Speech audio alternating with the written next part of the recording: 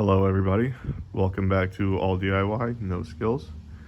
Today I'm going to show you how to load new string onto the Milwaukee string trimmer. So this has one of those easy load heads.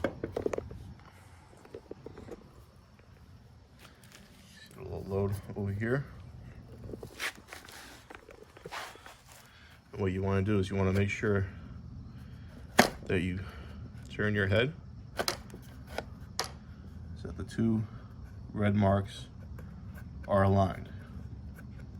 Now you'll be able to pass your new string through the head. So we'll do that now.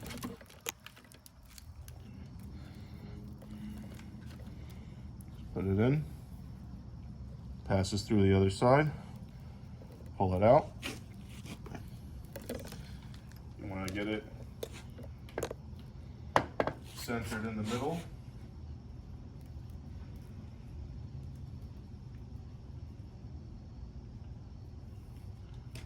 So we're going to grab our two string ends, make sure that they're together,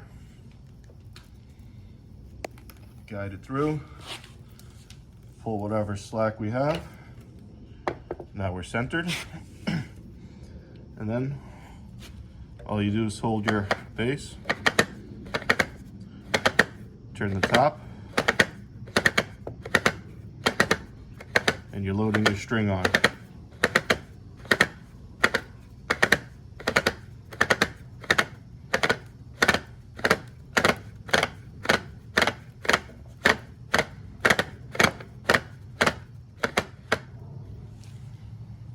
There you go. Looks just about even. You don't want to take all the string in here. This trimmer comes with a little cutter, so when you bump, it automatically feeds the string out. It'll cut it to length, and that's it. And you're good to go. Thanks again.